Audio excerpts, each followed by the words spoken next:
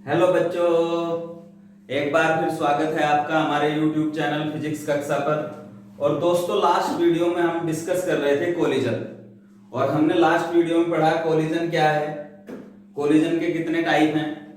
और कोलिजन में हमने जो डिस्कस किया था इलास्टिक कोलिजन का फुल डेरिवेशन किया था, और उसका एक क्वेश्चन भी हमने कर लिया था दोस्तों लास्ट वीडियो में। और आज हम कोलिजन के दूसरे टाइप यानी कि इनइलास्टिक कोलिजन पे डिस्कस करते हैं। तो दोस्तों, आज का जो टॉपिक है उस टॉपिक का नाम है inelastic collision. Inelastic collision. Inelastic collision अप्रत्यास्थ संकट। और जैसा कि मैंने पहले भी बताया था इन इलास्टिक कोलिजन के बारे में, एक बार फिर मैं बोल देता हूं। इन इलास्टिक कोलिजन ऐसे कोलिजन है जिनमें बॉडी टकराने के बाद अपनी एनर्जी में लॉस करती है। यानी कि हम ये कह सकते हैं कि बॉडी का टकराने से पहले काइनेटिक एनर्जी और टकराने के बाद काइनेटिक एनर्जी में क्या होता है, चेंज हो जाता है। तो इस प्रकार के जो कोलिजन होते हैं उन कोलिजन को हम क्या बोलते हैं दोस्तों, इनइलास्टिक कोलिजन बोलते हैं। यानी कि if the kinetic energy change after the collision then the collision is known as inelastic collision. तब कोलिजन हमारा इनइलास्टिक कोलिजन कहलाता है। तो दोस्तों, डेफिनेशन लिखना हो तो बड़ा आसान है। देखो, if the kinetic energy of the colliding bodies changes after the collision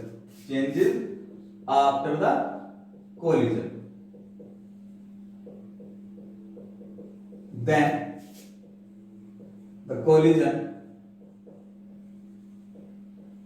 the collision is said to be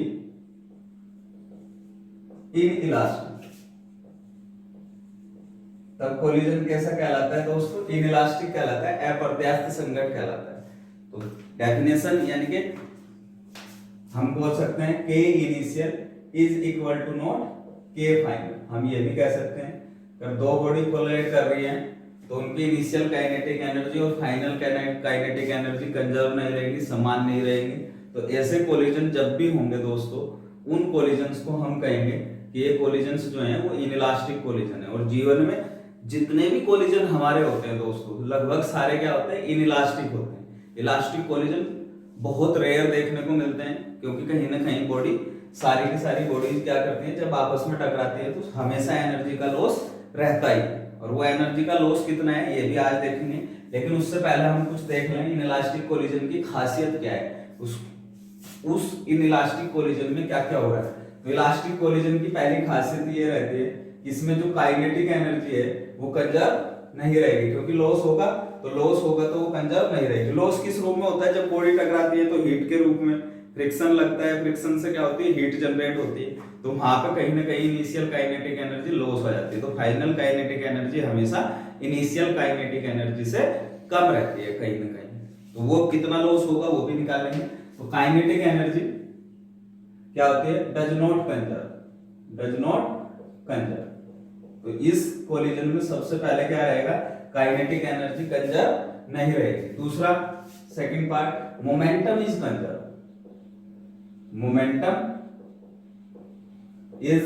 momentum हमेशा कंजर्व रहेगा इस कोलिजन में। दूसरा थर्ड जो इसका खासियत होती है, टोटल एनर्जी रिमेन्स कंजर्व।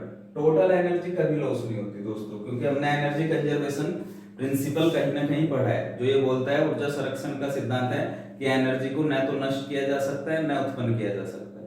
तो ना तो नष्ट होगी ना उत्पन्न होगी, बल्कि एक टाइप की एक एनर्जी के रूप को दूसरे एनर्जी के रूप में बदला जा सकता है। वो ट्रांसफर होती है एक रूप से दूसरे रूप में, एक सिचुएशन नहीं कहेंगे हम, आप ये कहिए कि एनर्जी का जो है वो फॉर्म चेंज होती है।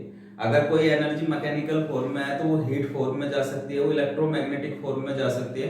तो एनर्जी अपनी फॉर्म चेंज करती है, but the total energy of the system is conserve. तो टोटल एनर्जी हमेशा क्या रहती है दोस्तों, कंजर्व रहती है। तो यहां भी कंजर्वेशन सिद्धांत हमेशा रहेगा, total energy is conserve.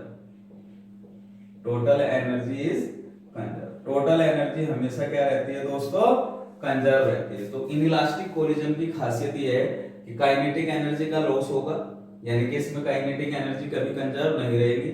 After the collision kinetic energy हमेशा चेंज होगी, लेकिन काइनेटिक मोमेंटम हमेशा क्या रहेगा, कंजर्व, यानी कि initial momentum always equal to final momentum, ये हमेशा फॉलो करेगा।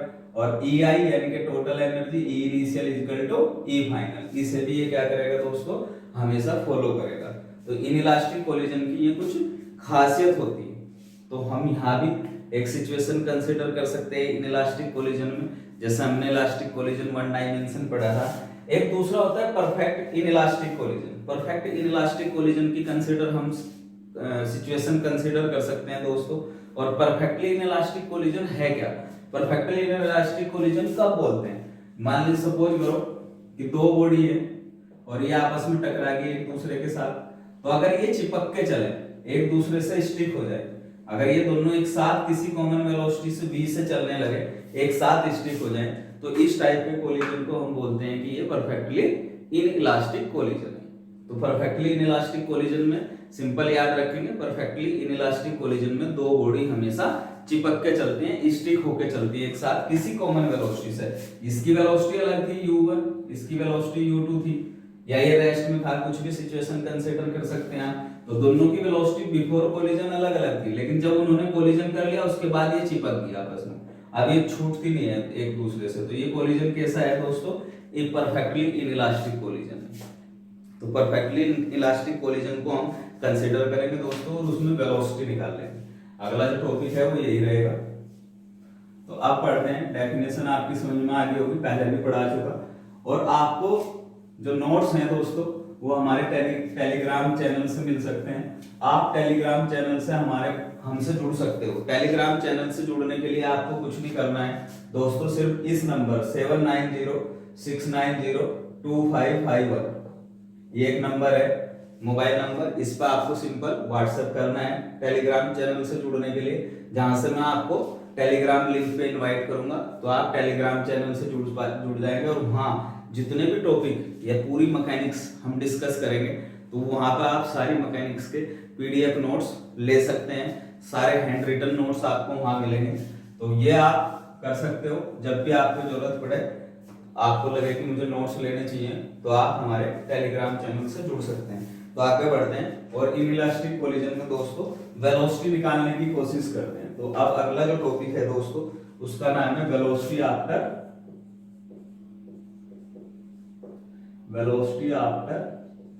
कोलिजन। और कोलिजन भी कैसा, चलो मैं लिख देता हूं, inelastic collision, velocity after inelastic collision. ये जब इनइलास्टिक कोलिजन हुआ होगा उसके बाद की वेलोसिटी क्या है, और ज्यादा अच्छा लिखना हो हेडिंग तो परफेक्टली इनइलास्टिक कोलिजन, ऐसे भी लिख सकते हैं। वन डायमेंशन की बात है, in one dimension, in one किसमें पढ़ रहे हैं, वन डायमेंशन में। अभी 2D डायमेंशन भी डिस्कस करेंगे नेक्स्ट वीडियो में। 2D डायमेंशन यानी कि 2D कोलिजन वो किस तरीके से होता है। और फिर कुछ IIT जैम और जो लास्ट ईयर में क्वेश्चन आए हुए हैं IIT जैम और इन सब के जो कॉम्पिटिटिव क्वेश्चन है उन्हें डिस्कस करेंगे एक वीडियो में। तो आगे बढ़ते हैं। तो सपोज कर सकते हैं आप कि सपोज करो एक सिचुएशन है दोस्तों, एक बॉडी है, ये मास m1 की बॉडी है, और इसकी जो वेलोसिटी है दोस्तों वो इनिशियल वेलोसिटी u1 है, ये u1 है। एक दूसरी बॉडी है, ये सपोज करो इसका मास m2 है, और ये किससे चल रही, u2 वेलोसिटी से। और यहाँ ही मान सकते हैं टकराने के लिए कि u1 हमेशा u2 से बड़ा होगा। अब क्या किया, परफेक्टली इनइलास्टिक कोलिजन की सिचुएशन है दोस्तों, तो दो बॉडी कुछ ऐसे एक दूसरे के साथ जुड़ गई होंगी, स्टिक हो गई होंगी, और एक नई बॉडी बनके, और ये दोनों अब किसी कॉमन वेलोसिटी v से चल रही होंगी। अब इसका मास m1 था, इसका m2, तो अब टोटल मास कितना हो चुका होगा, m1 प्लस m2। तो मुझे यानी कि कोलिजन के बाद जो वेलोसिटी है वो v है कोलिजन में, क्योंकि दोनों बॉडी चिपक गई है आपस में, स्टिक हो गई है। तो अब ये दोनों एक कॉमन वेलोसिटी v से चलेंगी। तो कोलिजन से पहले की अगर वेलोसिटी देखनी हो तो u1 है और u2 है, और कोलिजन के बाद की वेलोसिटी कितनी है, v है। तो हमें निकालना क्या है, v। तो v निकालने के लिए हमें पता है, मैंने पहले ही बताया था आपको, जब भी हम कोलिजन का टॉपिक डिस्कस करेंगे तो हमेशा किस पे जाएंगे दोस्तों, कंजर्वेशन लॉज पे। तो कंजर्वेशन, क्योंकि काइनेटिक एनर्जी कंजर्वेशन तो यहाँ अप्लाई कर नहीं सकते, क्योंकि अभी बताया कि इनइलास्टिक कोलिजन में काइनेटिक एनर्जी कंजर्व नहीं रहती है। तो फिर कौन से कंजर्वेशन लगा सकते हैं, मोमेंटम कंजर्वेशन। तो अकॉर्डिंग या अप्लाई, सिंपल बहुत आसान टॉपिक है, अप्लाई मोमेंटम कंजर्वेशन। तो जब आप यहाँ पे मोमेंटम कंजर्वेशन अप्लाई करोगे, अप्लाई मोमेंटम कंजर्वेशन, तो मोमेंटम कंजर्वेशन हमने अप्लाई कर दिया, तो क्या बना m1 u1 plus m2 u2। This is equal to, अब टोटल मास कितना कोलिजन के बाद, m1 plus m2 into v। तो v यहां से डायरेक्ट ही आ जाएगा, सिंपल आप लिख सकते हैं m1 u1 plus m2 u2 upon m1 plus m2। तो वेलोसिटी आफ्टर कोलिजन आपको मिल गई। किसमें, इनइलास्टिक कोलिजन में। तो कोई भी ज्यादा बड़ी बात नहीं थी, इजीली निकाल सकते हैं आप। समझ में आ गई बात।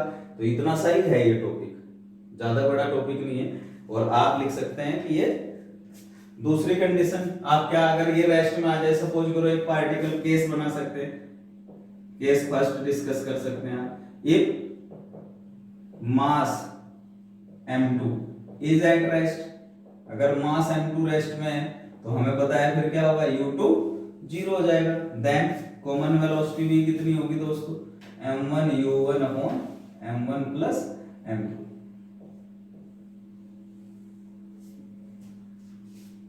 अगर दोनों के मास इक्वल हो और तब इनइलास्टिक कोलिजन करें तो m1 is equal to m2, तो m कॉमन आ जाएगा, तो कितना मिलेगा u1 प्लस u2 बाई 2, यानी कि कॉमन वेलोसिटी क्या होगी, दोनों की कोलिजन से पहले वेलोसिटी का एवरेज होगी।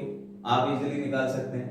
अगर एक रेस्ट में है तो u2 अब हमेशा जीरो रहेगा, तो u2 जीरो हो जाएगा, और फिर मास इक्वल हो और ये रेस्ट में भी हो, तो कंडीशन u1 बाई 2, यानी कि जो टकरा रहा है उसके वेग से आधे वेग से चलेगा ये, यानी कि इसकी जो रेस्ट के बाद वेलोसिटी होगी वो आधी हो जाएगी। तो आप ये सारे केसेस में डिस्कस कर सकते हो, तो कोई दिक्कत नहीं है।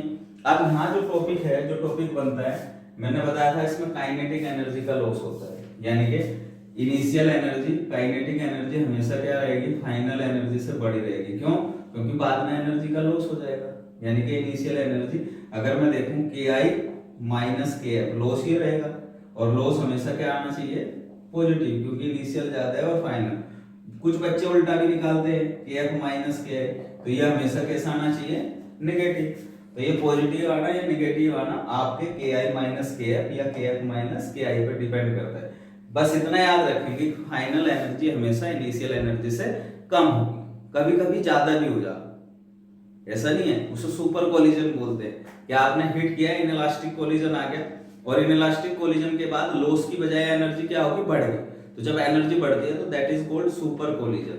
तो सुपर कोलिजन टॉपिक नहीं है हमारा सिंपल इनइलास्टिक कोलिजन है दोस्तों। सुपर कोलिजन की कंडीशन कुछ और है, जब काइनेटिक लॉस होने की बजाय बढ़ रही है, यानी कि हम सिचुएशन ऐसा था कि सिचुएशन हमें हमेशा आना चाहिए कि बाद में एनर्जी हमेशा लॉस रहनी चाहिए, क्योंकि टकराया, टकराने के बाद उसने कुछ न कुछ एनर्जी लॉस की होगी, लेकिन उसने क्या किया, दूसरे आदमी से एनर्जी ले ली, टकराया, टकरा के दूसरे की जेब से पैसे निकाल लिए, तो अब वो क्या हो गया, सुपर, उस पर ज्यादा पैसा आ गया, तो इसलिए उसका नाम क्या है, सुपर कोलिजन।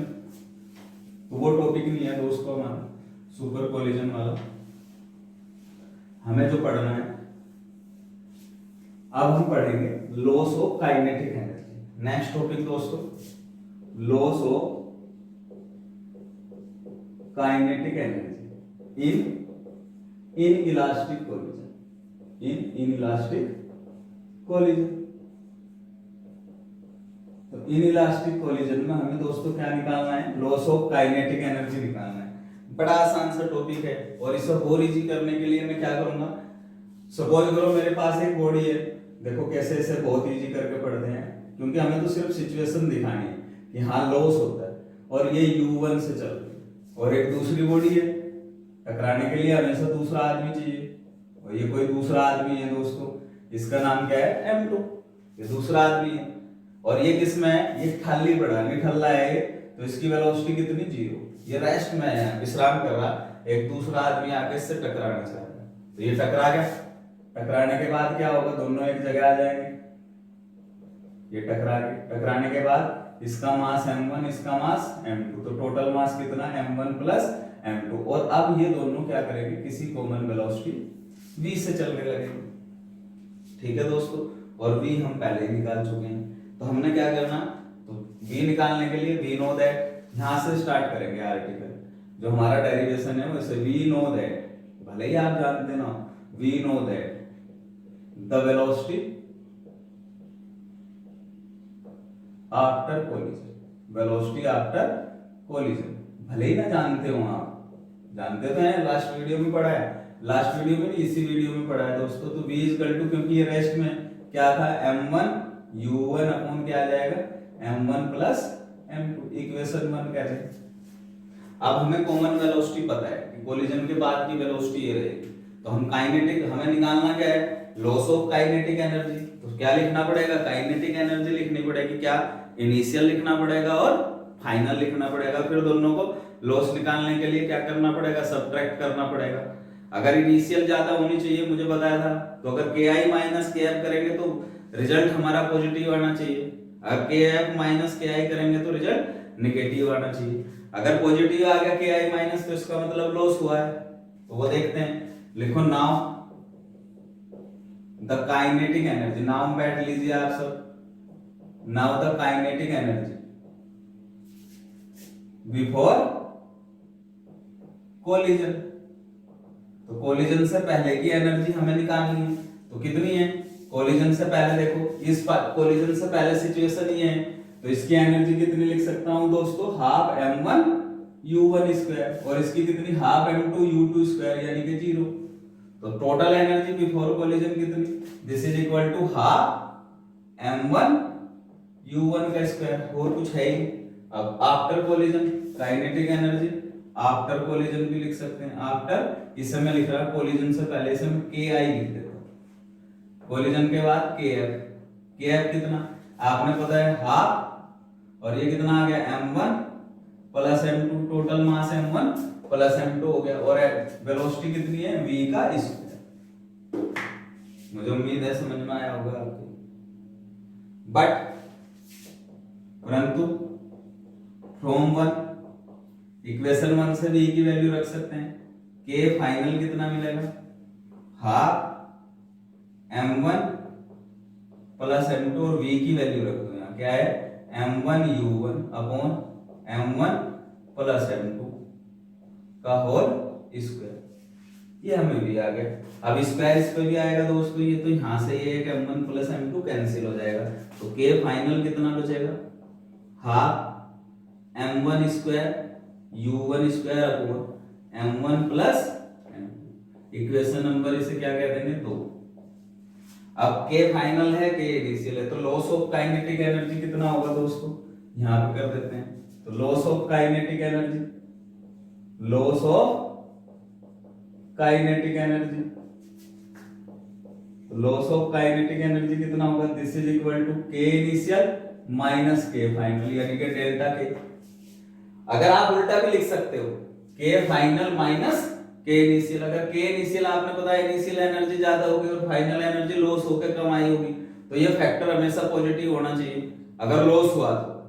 अगर k f माइनस k आई करोगे तो ये फैक्टर हमेशा नेगेटिव होना चाहिए, तो दिस इज इक्वल टू, देखते हैं पॉजिटिव आता है या नहीं, तो this is equal to k initial कितना, half m1 u1 square minus k final कितना, half m1 square u1 square upon m1 plus m2, तो यहां से क्या, या k initial minus k final, this is equal to half m1 u1 square common ले सकता हूं, तो यहां क्या बचेगा, 1 माइनस, यहां क्या बचा, एक बचा m1 upon m1 plus m2। उम्मीद है समझ में आया होगा, एक m1 बच गया, u1 स्क्वायर ले लिया हमने।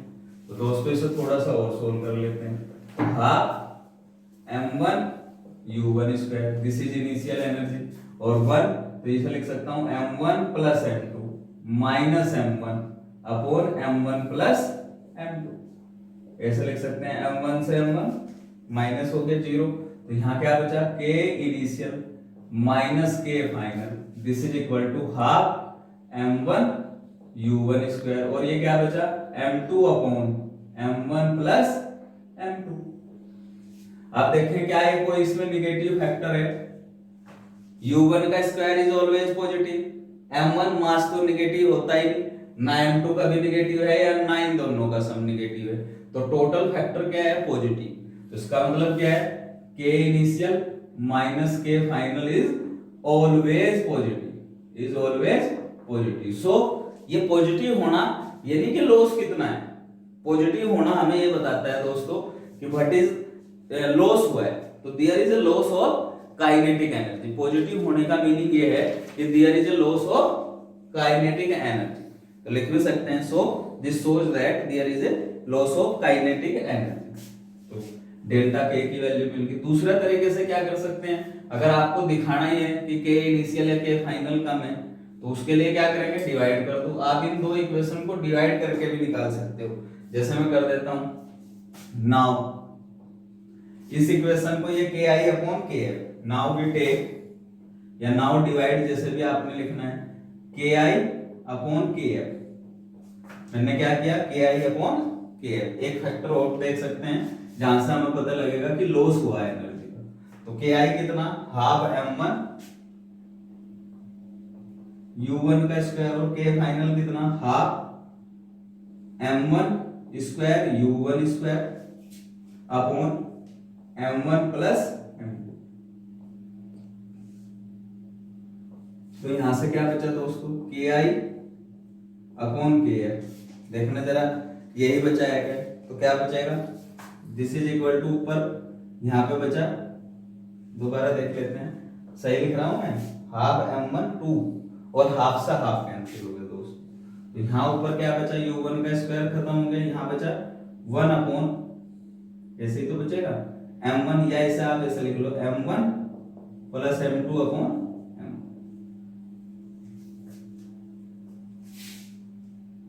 ठीक है भाई, यही बचा। तो यहां से क्या होगा, अब देखो ये फैक्टर बड़ा है ये छोटा है, तो ये हमेशा एक से बड़ा रहेगा, क्योंकि m1 कॉमन भी लोगे तो फैक्टर हमेशा एक से बड़ा ही रहेगा।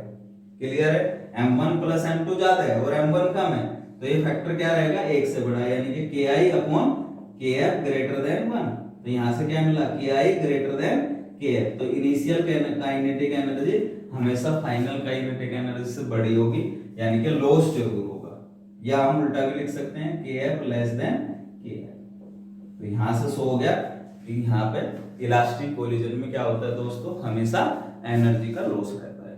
तो थैंक यू सो मच। तो अगर वीडियो पसंद आए तो शेयर कीजिएगा, लाइक कीजिएगा, सब्सक्राइब कीजिएगा।